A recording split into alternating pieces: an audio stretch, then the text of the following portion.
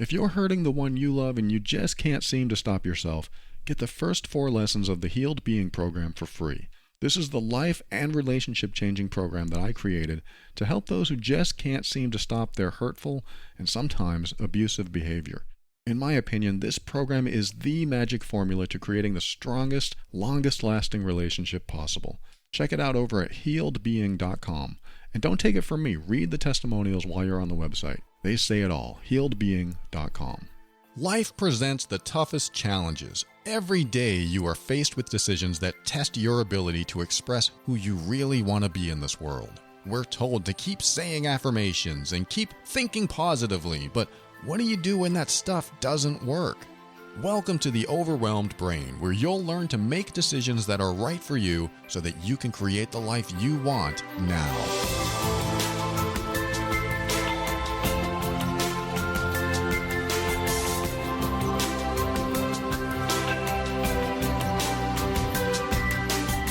Hello and welcome to the show. My name is Paul Coliani, and I want to help you. I want to help you learn the skills you need to deal with life's challenges in the most emotionally intelligent way. Maybe not in the most grammatically intelligent way, but this show consists of my personal opinions and is meant for informational purposes only. Always seek a professional for your mental health and well-being. All right, I'm going to get right to the first email today. Might have another one later.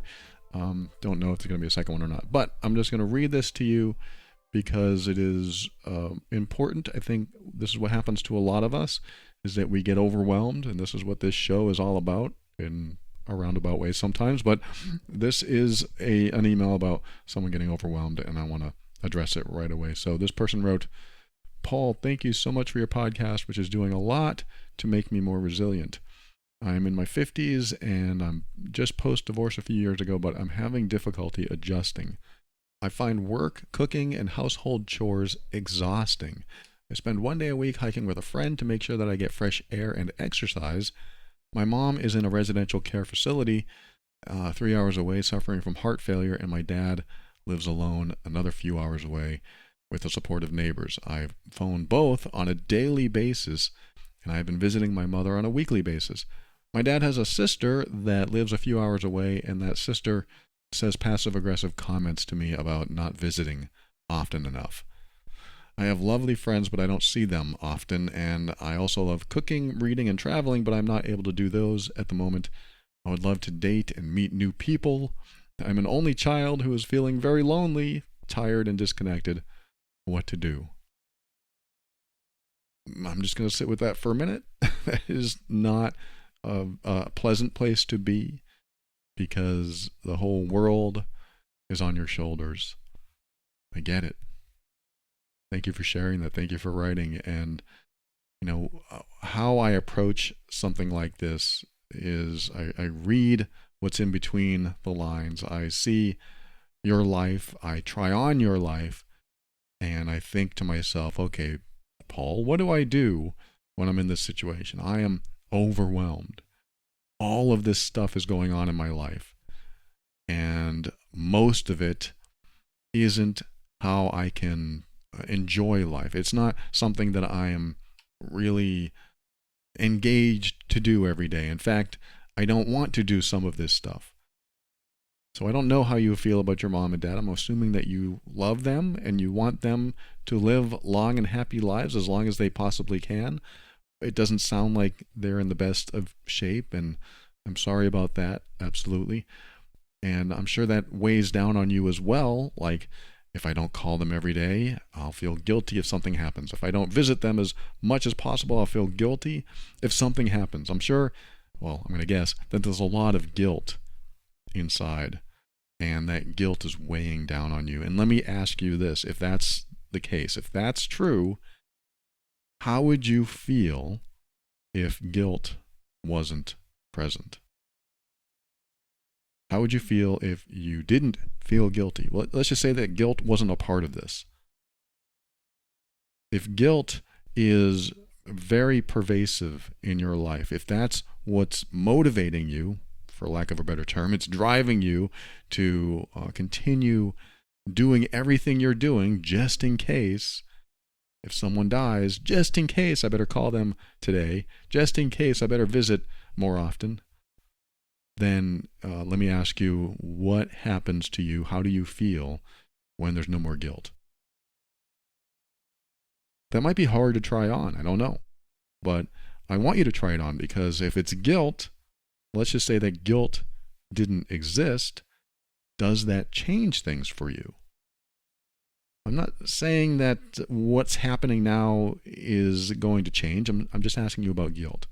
So if guilt is not in your life, does that change things? Does it make you feel different? Does it make you do different things?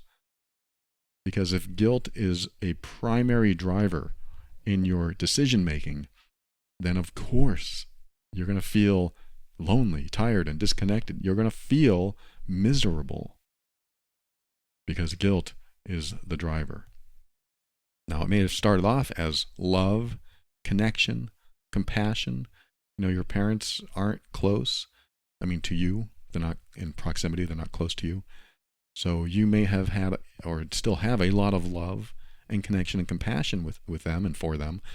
But now, what's driving you? Because that probably started off with you feeling love and connection and compassion for them, but then it turned into a job. It turned into an obligation. It turned into a responsibility. I mean, you can have both. You can have love and connection and compassion and responsibility. But what ends up happening is one overrides the other, or many override the love and connection and compassion that you once felt. Not that you don't feel those things now, but guilt can often do a job on you like that. It can often be the overriding factor in your decision making. And when it is, that's your foundation. Your foundation is how you feel at the deepest layer, at the deepest level. So if guilt is in there and it is driving your behaviors, then of course you're not going to feel connected. You're not going to feel the compassion and the love that you want to feel. So let me present you with another scenario. Let's just say that someone came along and said, don't call your mom and dad, don't visit them. I'm going to do that. I'm going to take care of that for the next month. Let me take care of this. I've got this. I love them just as much as you, and I want to make sure that they have a familiar face and a familiar voice, and I'm going to go visit them. I'm going to call them every day. I'm going to make sure that they see a familiar face and that they're happy and they're feeling good, or at least as happy as they can be. I want to connect with them. I want to show them compassion. I want to show them love. Giving you the option to take a month off of visiting your parents, calling them, unless you want to. You certainly can. You can certainly call them if you'd like, but there's no obligation. There's no responsibility. And now hopefully I'm taking guilt out of the equation. If it's part of it. It may not be part of it. You didn't mention it. But I'm just laying this out there just in case it is, because I want to take guilt out of the equation, out of the formula for your decision making, so that you have a different understanding, a different feeling, a different perception when you make decisions, so that you make decisions based on something else. Now, so if it's not guilt that you're feeling, whatever the negative feelings are, pull those out of the equation. I know that you can't just pull them out, but work with me here. Try this out, because this is part of what's happening inside, is that the negativity, the feelings, the thoughts that you have, all of that is part of your decision making. It's part of how you view your enjoyment or lack thereof in life, how you feel inside, how fulfilled you feel, how satisfied you are or unsatisfied you are. All of these are part of your perception. They're part of your reality. And when you take certain elements out of your reality changes. So we take guilt out. We take, is anger in there? Is sadness in there? Let's pull that stuff out too. Because when you pull that stuff out, what decisions are you making now? What are you choosing to do now? I've given you a month off. I've given you that month to be yourself, connect with yourself, and do what you want to do. And when you have that month, what do you do? How do you think? How do you feel? What are you doing differently? Now, I'm not going to just leave you there and say, okay, that's all you need to do. What I want you to do is remember that you have to fill your own cup first. We all know this. Put the oxygen mask on first. Fill your own cup first, because I want you to bring the best version of yourself to every phone call and to every visit with those you love. You have to. You have to bring the best version of yourself. I mean, I guess you don't have to, but I'm saying your life will be better. You will be happier if you decide to bring the best version of yourself to those situations. Now, I'm going to assume that there's guilt in this, and this is where my answer is going here, my response to you. I'm going to assume that you feel guilty if you don't call or you don't visit. And in fact, you said that your dad's sister is saying things passive aggressively. And again, I'm going to assume that it bothers you enough that you might feel that guilt. So again, I'm working on the concept or the premise that you feel guilty at a deeper level. And when you don't feel guilty, you make different decisions and you show up differently. So in order to take guilt out of the equation, I definitely want to remind you that no matter what, and this is not going to be easy to hear, no matter what, if one of them or both of them pass, you will still feel guilty. I will let you off the hook in a second. The reason I'm saying this is because even if you called an hour before one of them passed, if they passed and you didn't say what you wanted to say at that time, you should have been nicer. You should have been more connected. You're going to have a lot of I should have beens when you hear this news that one of them passed. But let's just say your mom passed and you didn't call. When do you call? Maybe you call at 11 a.m. every day, but you found out that she passed at 10:30. Or maybe she passed at 11:15. You were late and you didn't call. What does that mean? That means you're probably going to feel guilty. I hope you don't, but I think most of us would. I think most of us would feel guilty in that situation or have some sort of regret, some sort of bad feeling. And maybe there's no guilt in there, but if there is, that's what I'm talking about, is that no matter how much you do, when the time comes, when someone passes, you're probably going to feel guilty anyway.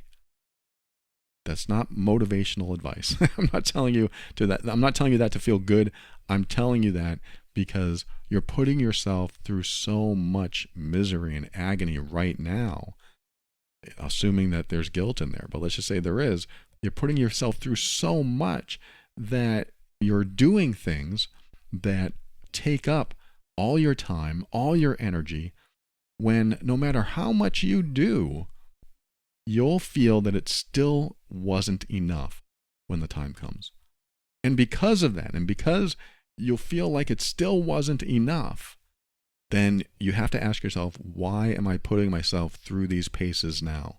Maybe I should take another day off. Maybe I should do another day of climbing or hiking or whatever it is you do. Maybe I should reconnect with myself because I won't be able to cover all my bases, fill in all the gaps. I won't be able to do any type of preventative maintenance to make sure that I feel good about what I've done, if that makes sense. Meaning, let's just say you call your mom every single day and you decide to start calling her every other day or skip one more day in the week. Do something for yourself. The problem is, of course, like I said, if she passes that day, now you will feel guilty. And that's what I'm saying, is that no matter what you do, you will still feel that. But what ends up happening is if you do start taking more time to yourself, you start showing up differently. You don't have this as much negative energy, I should say, or maybe not at all. Maybe you start filling your own cup so that you show up as the person that you want to be with them, because I'm sure it gets very difficult traveling and making these phone calls and just putting so much energy into these relationships that I'm sure are worth it. I'm sure they are worth it because you feel fulfilled and they're your parents and you want to connect with them in some way because you know time is short, time is limited. But you still have to fill your own cup. Now, I understand that we could look at this as, yeah, but they only have so much time left. I get that. I get that. And what I'm trying to at least convey to you is that it's gonna happen. You know, people we love are going to pass, they're going to die, and we really have to come to terms with that. That's just part of life, and we just have to understand that that's going to happen. And no matter what we do, we're probably going to have some sort of regret or guilt that accommodates that if we feel the obligation to continue keeping in touch with them just in case, so we don't miss, that opportunity to talk to them one last time or connect with them that one last time. And I'm not saying you have to do this. I'm not saying that this is good advice. It may not be. But I do know that the more you wear yourself down, the less you can show up as yourself and truly create an authentic connection. It's very difficult to be authentic, compassionate, and loving when you give those things to other people but not to yourself. You can show up as compassionate, loving, and caring to another person, but if you feel drained after that, then that's an indication that you're not giving it to yourself. And it causes you to feel stressed and overwhelmed, and eventually even this can happen, it can turn into resentment. You can start to feel resentful toward the people you love. And when you feel resentful, obviously that's not conducive to a happy, healthy, satisfying relationship. So I wanted to throw that in there just in case, because connection with yourself, grounding yourself, meaning where do you feel most comfortable? Where do you get the most energy, recharging yourself? Where does that happen? When does that happen? Does it happen when you take that day off? Because if it does, maybe you need another one. And maybe you'll take a day off and that'll be the day.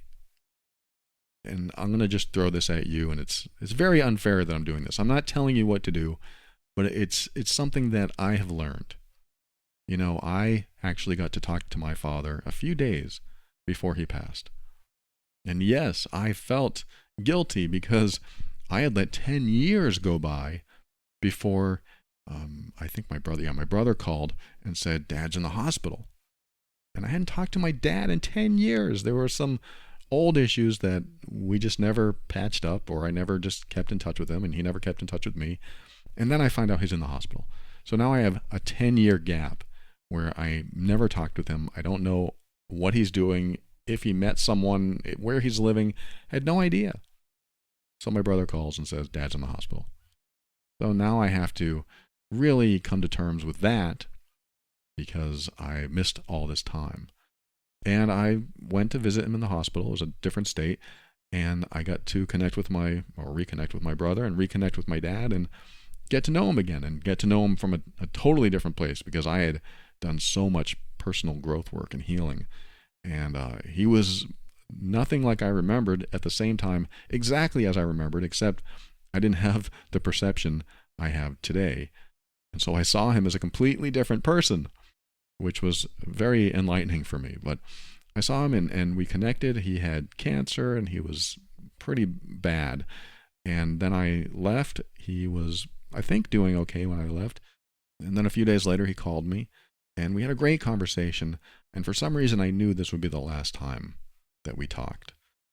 And so I made the most of the conversation. But after we hung up, I found out a few days later he did pass on. He did die. And I was grateful that I got to talk to him one last time. I was absolutely so grateful because it'd been 10 years. But at the same time, I feel like, man, I should have called him more. I should have called him the next day. If I knew he was going to die, if I knew this was our last conversation, why didn't I? I had those feelings, I had those thoughts, I had those regrets. And I had to really reconcile those inside my mind. But I remember focusing on the last conversation, and I think that's another key to this, is that when we have conversations with people that we care about, if we act as if we're not going to talk again, even though that sounds a little morbid, but if we act that way, then we feel differently when we're talking to them. This could be it. This could be the last time. And at the same time, that can take a lot of energy. That can take a lot of energy, pouring that energy into every phone call or every visit. But I think when you fill your own cup, when you are compassionate toward yourself, when you love yourself, when you give yourself the time that you need and the connection, the grounding that you need for you to charge and recharge, that you can do this, that you can really show a connection. You really feel it. You can really connect with someone at that level, at that deeper level. Because it's very hard to go deep when you feel like you can't even breathe. You get there and you're exhausted, you're overwhelmed, you can't breathe, it's too hard. And then you just give the 5% you have left to someone you probably really care about, but it's only 5%. And I'm a believer that it's best to fill your own cup so that you can show up as the best version of yourself, full of self-compassion, self-love, so that you are so abundant in it that you can freely give it to someone else. You have excess. And when you have excess, it's easier to give that. So everything I'm saying, again, isn't necessarily saying do this. I'm not telling you to do this. I'm telling you to think about it. I'm telling you that it's quite possible that you are overextending yourself when you don't need to. And that's not for me to say because, like I said, you could skip one day and that could be the day. That could be the day someone passes. Or that could be the day they get really sick or, whatever. Your dad's sister really lays it into you. And now what? Now you have more feelings about it. So this is something that I just want you to think about. And it may even involve just a tiny little change in your routine. Like if you call every day at 11 o'clock, then maybe call at 2 o'clock that day and take those 3 hours to do something for yourself. Let me see, 11 to 12 to 3 hours. But do it. Make that connection, make that time with yourself. Because that, in my opinion, is the best way to connect with someone, is when you can connect with them from a fully realized version of yourself. If it's not fully realized, then you do show up exhausted, and the rest of your life feels exhausting because it's always the next thing and the next thing. I'm hoping I've given you some things to chew on, some things to think about, because going forward, you're going to need to have a deeper connection with yourself in order for you to continue something very difficult. Like your parents are in different places. It's very hard to continue what you're doing. And like the other stuff you said, I didn't even address the other stuff you said. You've been divorced, you are lonely, and you have other things going on in your life, and this other person is being very passive aggressive. And what do you do with all this stuff? Well, it is helpful to start with baby steps. It is helpful to take one step forward so that you can move toward a more comfortable and peaceful existence. Even though things are still difficult, things are still maybe tiring. They could still be tiring, but you just need more energy in your system. You need more fuel. And fuel is made by connecting with yourself, grounding yourself, showing yourself love and compassion and support. And when you fill that up, when you fill your cup, you get to overflow that cup onto other people. That doesn't sound right, but you know what I mean. You get to put your abundance out there, and that abundant love you have for yourself can connect with others. And it's felt. And when people try to put you down and make you feel like you're not doing enough, then that's their issue, not yours. And that is a different scenario. Like if your dad's sister calls and says, "You're not visiting enough, you should be visiting more," just tell her you're doing the best you can, and if she's not happy with it, that you're okay with that. That's fine. I mean, that may not be a conversation that you want to have, but if she says, "Well, that's not enough," then you can say, "Okay, I'm sorry you don't feel that way. I'm sorry you don't feel that way, but I love my dad, and I'm going to see him as often as I possibly can. How often I see him has nothing to do with how much I love him. How often I see him has nothing to do with how much I want to see him.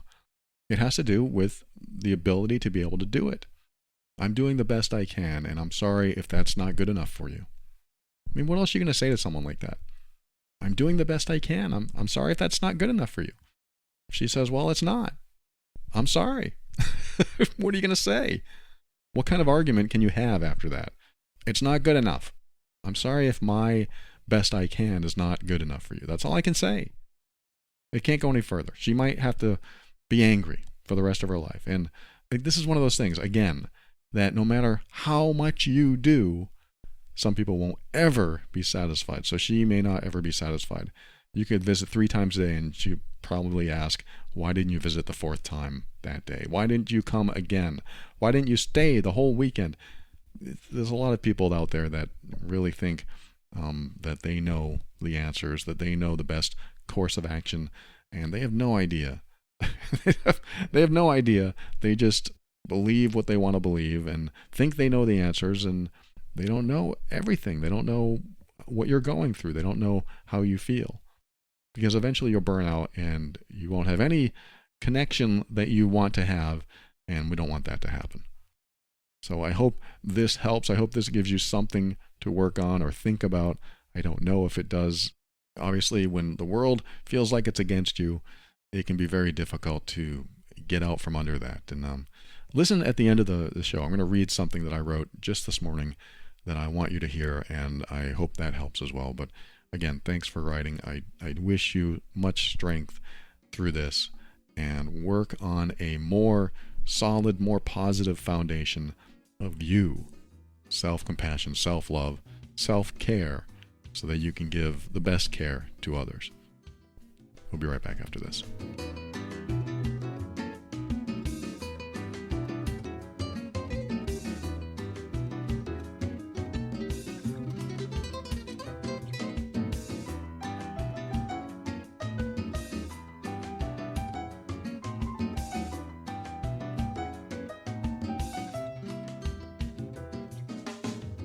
One of my favorite products is back on this show. It's Magic Mind. This is the little bottle. It's like a little drink bottle, and it comes in a box of several of them. And what I do is drink a Magic Mind on the same days I drink tea. And what happened when I started doing this is that it caused me not to crave any more caffeine after that. So I used to drink 2 or 3 glasses of tea, maybe more, a day. And I started taking Magic Mind on a daily basis, just drinking that little bottle, and I wasn't craving the tea like I used to. So that craving for caffeine just diminished. Now I sleep better, I feel better, I even think better, because Magic Mind is for being more calm and relaxed and productive. The good folks at Magic Mind tell me it's the L-theanine. Apparently it has an amino acid that extends the absorption of caffeine, giving you the calmness while also keeping you alert. I love this stuff. I drink it every day. It is something that I look forward to, and it's something that I want you to check out yourself. Go to magicmind.co/brain, and you'll get 40% off your subscription if you order within the next 10 days of this recording. And they are offering this huge discount, 40% off if you order within 10 days. And you got to use my code BRAIN20 when you're checking out. So go to magicmind.co/brain. Use the code BRAIN20 to get your 40% off in the next 10 days. I want you to grab this big discount while you can. magicmind.co/brain. And while we're focused on solutions instead of problems, our sponsor today, BetterHelp, is here to help you train your brain to stay in problem-solving mode when facing challenges in your life. You just heard me talk about all the challenges that other person's going through in the first segment, and BetterHelp can be a lifeline. Maybe that's what they need. They offer convenient, affordable, and accessible online therapy where you get matched to a therapist specifically educated to help you with exactly what you're going through. The best part is, in the small chance that they aren't a fit, you can just choose another one. Therapy was the pivot I needed to help me start seeing that the future was bright after all. So if you're thinking of giving therapy a try, BetterHelp is a great option. If you want to be a better problem solver, let BetterHelp get you there. Go to betterhelp.com/brain and get 10% off your first month. That's BetterHelp, HELP.com/brain. There's no better feeling than finding a solution.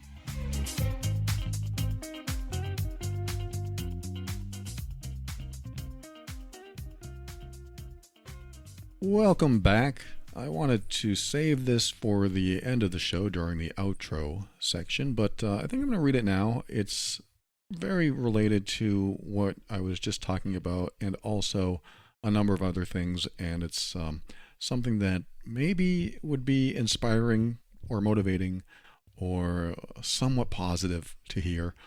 It's something I wrote this morning, and I wanted to add it to the show because it has to do with our outlook in life when things are down, our perception of negativity versus positivity versus wherever we go in our perceptions. And it can be helpful to maybe have a slightly different perception so that we don't become miserable. We don't become a thorn in our own side. We can do that sometimes. We can become our own problem just by the way we think. Like looking at a staircase and seeing it go up and up and up and thinking, oh, this is going to be awful. There's so many stairs. I don't want to do this. It's going to tire me out. It just looks terrible. That is a mindset thing. You're thinking ahead, making yourself miserable, looking at this staircase that just continues to go up and up and up, and you're thinking in ways that aren't going to be helpful on your journey. Let's put it that way. So that's a perception. You may look at that and think all these things because you believe you know yourself well enough that on the 100th stair or the 1,000th stair, you're going to be so exhausted, you're going to be miserable. And that mindset puts you into a miserable state or an anxious state or just a frustrated or annoyed or whatever state. And it can change your motivation. It can incentivize you. And when it does, your mood changes. You don't feel as good or confident as you did. Like if you thought you were going to climb 10 stairs and it turns out to be 10,000 stairs, you have a different attitude. So I'm going to read this to you, and I hope it makes an impact for you. This is, again, something I wrote this morning, and it's actually based on this email. So let me read the email first. This person wrote, "Hey, Paul, my name is," I won't tell you her name. "I've been listening to your podcast for a couple weeks now, every day, and it's helped me more than I can tell you. I've been in therapy for many years, and I'm in my 40s now. I've struggled with anxiety, depression, anger, and low self-esteem, and many health issues my whole life. I have teenagers and a husband who's a workaholic, and he's also a recovering alcoholic, and I have spent every day stressed out and overwhelmed. I found your podcast one day and started listening, and I noticed that I'm more relaxed, and I'm not as angry, and I'm able to process my thinking and actions in a way that I never have before. And it saved my marriage and, honestly, my life, because I've considered dying. Thank you so much for your podcast." It's such a powerful thing. I get humbled by messages like this, and I don't know what to say sometimes. I'm speechless. You're welcome. I want you to live. I want you to move forward. And I also, and this is something I feel every time I receive a message like this, I also want to congratulate you or tell you how proud I am. And I don't mean that to sound condescending or sarcastic or like I'm better or smarter. It's nothing like that at all. I'm amazed by some people who are in the lowest space that write to me and say, I'm in a better space. Whether it's because of my show, whether it's because what I teach, doesn't matter. When they say I'm in a better space now because of these steps that I took, they may not say that specifically, but that's how I read it. I took these steps to better myself, and this is where I am now. I feel better. My outlook has changed. My perception has changed. I feel more positive about the future. I am no longer allowing people to cross my boundaries. Sometimes I get those. And it's just inspiring to me because those are very hard steps. I had to go through a lot of these steps myself. So I know what it's like. And I'm so glad when I'm a part of that journey, the Overwhelmed Brain, my other show, Love and Abuse. I'm so honored that someone would listen to my show and get the inspiration or motivation or even information they need to take the next step that you still have to take. Those are the steps that you have to take. I may be a part of that, but taking those physical steps to move forward, to gain some momentum in your life is I'm 1% of that and you're 99% of it. You just needed maybe one thing that I said, or one way to respond to someone, or one little suggestion, or one thought, and then you did all the hard work. So I want you to know that that takes a lot of effort, a lot of energy on your part, and that's why I feel so humbled when you say things like this. So this person who wrote, thank you so much, and I'm so glad you're in a different space, or at least you're getting into a different space. You're getting more positive. You're having a different outlook. And I wanted to read this to you. I wrote something this morning that I thought I was just going to use for some notes, but it turns out that I just kept writing. So I want to read this to you as part of my response to you. Here it goes. I want to tell you that every resource you need is out there. It's just that unless you find it, you may not think it exists. Or you may think that you're beyond help. Maybe you're convinced that there is no solution and no reprieve. The reality is, every time I've felt the worst, I've stayed open to the idea that there's a solution, or at least a new perception that will help me feel better. Never give up. Always continue. It's a struggle. It's suffering, no doubt. And quite frankly, it sucks to go through it. But when you're in the thick of it all you see is the worst of it. When you're down and out, you can't see the way out. When you feel awful, it can be hard to see any good in your life. In those moments, which can sometimes last a long time, it feels like it will never end. But don't be your own demise. What I mean by that is, don't let what's happening to you defeat you, because if you do, that's what makes us give up, and then we end up falling into thinking that may not be necessarily healthy for us. Our thoughts are always clouded when we are suffering. Because of that, we have to rise above those clouds to see the beacon, sometimes way over there. It seems so far away, but it's there, and that's what can keep you going. When you see the beacon, you keep taking one step at a time until you reach it. That might mean you go through a lot more hell until you arrive, but you will arrive because you're not going to be your own demise. You're going to try until you succeed. I don't believe in there is no try. Hell yes, there is a try. Try, and try again until you can't try anymore. Just don't mark yourself off as done until, the world takes you down, because you don't want to be your own demise.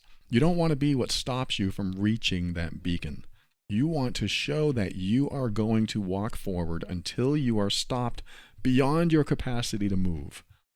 And even when you get to that point, you'll find that you still have the energy to take even more steps toward the beacon and into a better place in yourself. Life can be challenging. It brings suffering. It causes us to be blind to the destination sometimes. So when it blinds us, we must be ready to move forward anyway. My mom chose to stay with an abusive man for over 40 years. She regrets not having left him a lot sooner. She was afraid. She couldn't see the beacon. She couldn't see past the front door and out into the real world, where the deep chasm of the unknown was simply too scary to fall into. Sometimes we have to take a leap of faith into that unknown in order to realize just how resilient we are, and maybe even perhaps just how close to that beacon of change we really are. Wherever you are in your life, always remember that the emotional fog that we sometimes get into always clears. And we just have to keep moving forward, even if we can't see what we're moving toward. If you're happy where you are, then make the most of it. If you're not, then start thinking about the first step into something different. Even if it's just a small step, like something different about your routine. And most of all, don't be your own demise. Don't let you convince yourself that there's no more road to travel. Every time I felt that way in the past, A new road appeared. Yes, sometimes it took years and I just wanted to die. It just felt that would be the best way to go. But every time I kept moving forward and persevering until I was my own hero. Sometimes we have to be the hero we need when no one else steps up. And I think that's the most important part of this, is that sometimes we have to take care of ourselves. That sounds miserable when you're alone, when you're lonely, when you want to be with other people. But, and I'm not reading anymore here, but this is what I feel. This is what I see in our lives, is that sometimes we are alone. Sometimes we have to do things on our own. And yes, you can be miserable, or maybe you're not. Maybe you're fine being alone or doing that thing on your own. And I love doing things alone. I'm the introvert. If you're an introvert, you know what I mean. But this is what happens, is that sometimes we are alone. Sometimes we have to go through some of life's challenges alone, and we have to show up as our own hero. It's like back in 2014, I had a guy on the show, and he says, I get really nervous when I go on stage. And when I do, I tell myself, don't worry, you got this. So it's like separating himself. He's hearing another version of himself say, don't worry, you got this. And I've even expanded upon that and said, hey, you know what? If you're nervous, I'll do this for you. I'll take care of this. So it's that dissociation that you can do on your own, and consciously. Because sometimes, in very traumatic situations, there are people that dissociate, and they aren't necessarily here, even though they're here. The best way to explain that is that you aren't externally conscious anymore of what's going on. So if you're in trauma, if you're being abused, especially children go through this, then they'll dissociate. Sometimes they'll dissociate, and they won't remember what happened because they became unconscious, but not necessarily unconscious. They just weren't connected to the outside world anymore. And when that happens, it's like life is happening to them, but they're not aware because they're hiding away inside. And so that's a terrible description of dissociation, but that's what I'm thinking about on the fly. This is what happens, is that we kind of separate from ourselves. And if we do that consciously, it can really help us get through certain situations, and we can become our own hero. So, I'm not talking about split personality. I'm saying you talk to yourself as if you are the most important person in the world, which you are. You are the most important person in the world. And once you understand that, you're going to protect that person. You're going to love that person. You're going to bring that person with you and be proud to show that person off to everyone you meet, even though it's you. It's just you, but it is you, the greatest person in the world. The person that you are the most proud of. If that sounds egotistical, so what? Because ego and compassion are a fine balancing act. And when you give your ego a healthy boost, it is compassionate. And I'm all about self-compassion. Just like I said in the last segment, I'm all about self-compassion, self-love, building a solid foundation of you, an emotionally strong foundation of you, so that when you show up in the world and someone tries to disrespect you or cross your boundaries, you can say, You step outside yourself if you have to and become your own hero. I'm sorry, I don't want to be in this space with you disrespecting me. So if you're going to continue this behavior, I'm going to walk away. Certainly I'm not going to say those exact words. I'm going to say, hey, look, if you continue disrespecting me, I'm not going to have it, and you can stand here by yourself. I'm walking away. However, if you want to talk, I'm happy to continue, but you can't go on continuing to talk like that to me. I'd come up with something like that because, man, I love myself. I love you, Paul. How often can you say that to yourself, or how often will you say that to yourself? I'm not saying that this is, look in the mirror and say, I love you. I'm not saying that at all. I'm saying that you just have to feel it. You have to feel good about yourself. And if you don't feel good about yourself, work on it. This is a self-forgiveness existence. If we don't forgive ourselves, it's very hard to exist, at least in a more positive, happier state. I believe there has to be a level of self-forgiveness to occur inside you as you go through life, because we're going to mess up. We're going to do stupid things, and then we're going to say, man, I wish I hadn't done that. Man, I was so stupid. Why did I do that? That was so awful. I am such a bad person. And then later on, you can be gentler on yourself and tell yourself, or at least remind yourself, that you didn't know what you know now. You didn't know then what you know now, and you didn't have the resources back then. If you did, you would have acted differently. You would have done things differently. You would have chosen a different path. You would have made a different decision. We didn't know then what we know now. If we did, we wouldn't have done what we did. And if you did great things, good.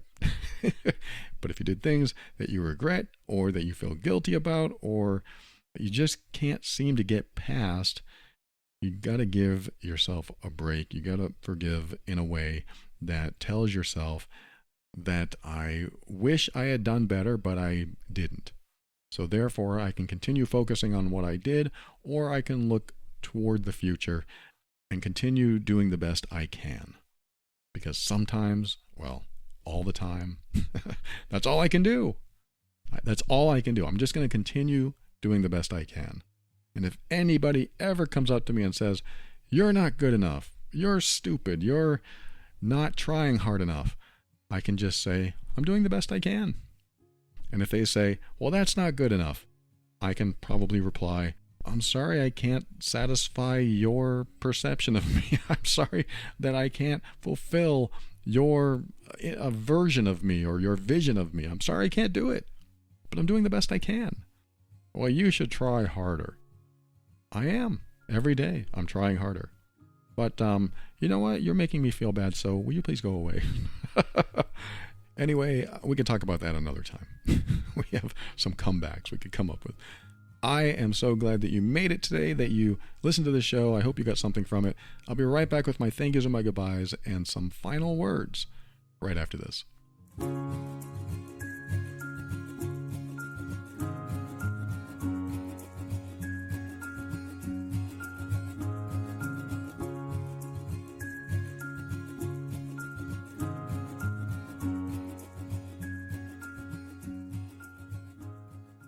Thank you for listening to another episode of The Overwhelmed Brain. I want to thank our financial backers, our patrons of the week: Fetsile, Chris, Michelle, Gemma, Janet, Emily, Wanda.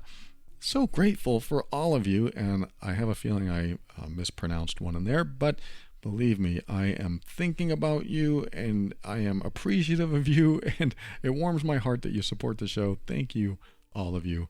I am very grateful and honored. And if you find value in this show and you want to give back, head over to moretob.com, and there are some options to do that there. And you can be part of the patron program like these people are. I'll read you some more names next week, and the week after that, and the week after that. So if you're in the program, you'll hear your name. Thank you, patrons, once again. And for a show on how to deal with difficult relationships, we don't have those, do we? Go to loveandabuse.com. That is my other podcast. I started it way back in February of 2019. Wow, that's probably around the Valentine's month, right? What a great time to have a relationship podcast come out. I don't know if that even makes a difference, but that's when it came out. And it's more than just romantic relationships. I talk about family and friendships and sometimes even coworkers and things like that.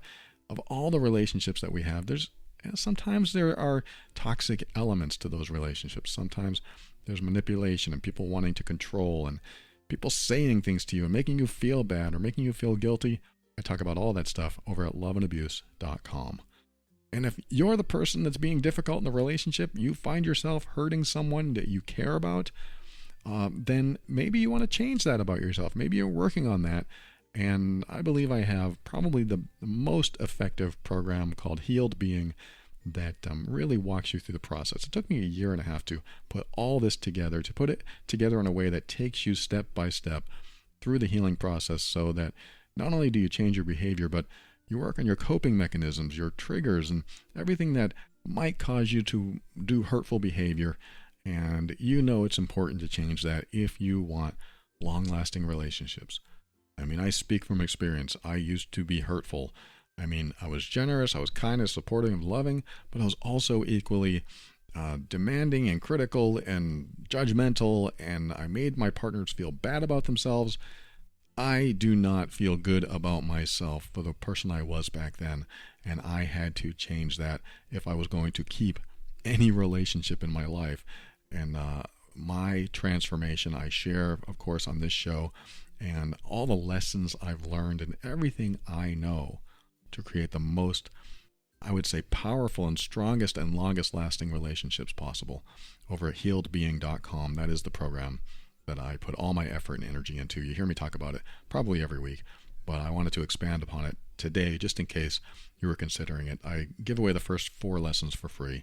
Check it out over at healedbeing.com. And finally, thank you to Kevin MacLeod of Incompetech.com for some of the music transitions in The Overwhelmed Brain. And for my final words, let me just remind you that there's nothing better than a hero like you. The reason I say that is because you can be anyone you want to be. You can be anyone you want to be for yourself. You can show up the way you need yourself to show up. Now, there might be people out there thinking, well, how am I supposed to do that? How do I make myself become this other person and become my hero? Where do I get the strength? Where do I get the mental fortitude? Where do I get the emotional ability to rise above who I am now? And, interpret that any way you want. How do I show up as the most powerful version of myself?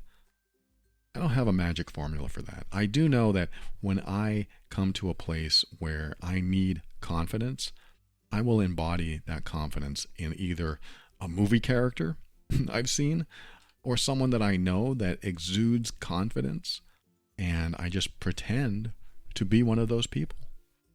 I told the story before, but I remember I was walking in a parking lot about to enter a store, and I think I was experiencing, now that I think about it, social anxiety.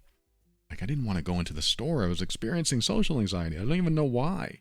But I remember thinking that I didn't want to walk into the store, and I didn't know how I could feel better. I just felt this anxiety, and I didn't want to go in. So what do I do? And I remember something I learned a long time ago. I'm going to pretend I am the Terminator. That means that I feel no emotion, and I am invincible, practically. I'm going to walk in the door as a cybernetic organism. And no one can put me down. No one can hurt me. No one will be able to make me feel anything because I'm a robot. Well, android. I'm an android. I can't be hurt. And so I asked myself, what would that feel like? If I was that cybernetic organism, how would that be for me? What would that feel like? And suddenly I felt my chest come out, like puffing it out. And I was walking up taller and straighter. And I was walking with purpose. When I changed my physiology, wow, that really changed my mindset. I mean, it wasn't only my physiology, but the whole thing, embodying that, role modeling that character from a movie, was just something that I never experienced because I just was so into myself. I was so worried. I was so thinking about anxiety. I was thinking about how do I get out of this anxiety. And instead of just thinking about all that and thinking about solutions, I just decided I'm going to become this character. No one can F with me. And so I walked into the door and I felt great. I felt fine. I am the Terminator. And no one bothered me. I mean, no one was going to bother me because it was just a fantasy I made up in my mind. But that's what happens, is that we make up these things ahead of time. So we have these fears, and then we walk into these situations and we're afraid because we set ourselves up to be afraid. And it might be something we have to fear. Maybe there is a situation that we fear, but that is something that happens to us, is that we develop this mindset or this thinking or this line of thinking that changes our feelings, changes our state. So if we can do that with thinking, just thinking to ourselves it's going to be bad, why can't we also change our state by thinking that we are someone else? I am the Terminator. No one's going to bother me. And I walk in the door and no one bothers me. And if anyone messes with me, I'm going to say, get lost.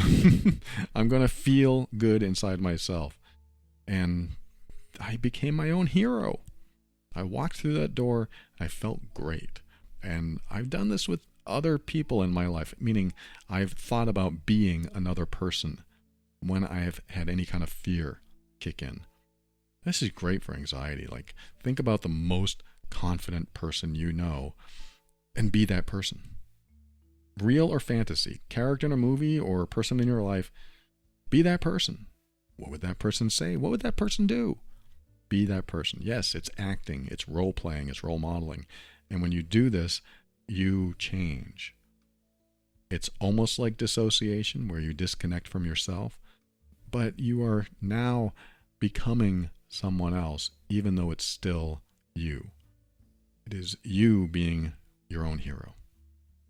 I highly recommend you only role model the people that are, in your perception, stronger, not weaker.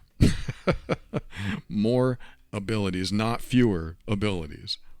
Do it with people that you can really look up to and admire and respect, or at least respect those abilities. Like, I can't think of ever doing this, role modeling my stepfather. I can't imagine that ever happening. My mom, sure, there's some qualities I like about her. My sisters, maybe. My brother, there's all kinds of people in my life. My friend, I have another friend that I would think about role modeling. He's great as a supervisor, as a leader, and nothing seems to bother him, or when it bothers him, he's very resilient. So I can be him. I can ask myself, what would he do? How would he think? How would he respond to this? And then the answer comes. This is why I believe that we have the resources we need inside of us, and all we need to do is access them. And sometimes we need guidance to learn how to access them, and sometimes we need these little brain tricks to make them useful and to give us resources that we didn't know we had, or create new resources. And when we have the resources we need, then we can accomplish things in our life and maybe even rise above the cloudiness in our mind when it exists and see that beacon way over there. Because sometimes we have to be the hero we need when no one else steps up. And that's okay, because when you have an open mind, this is how you create the life you want.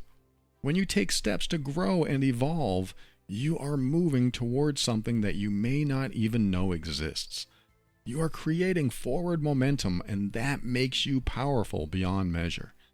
And the best part of all of this is that if and when you have to step in to be your own hero, there's nothing better than a hero like you. The reason I say that is, and this is something I absolutely know to be true about you, you are amazing.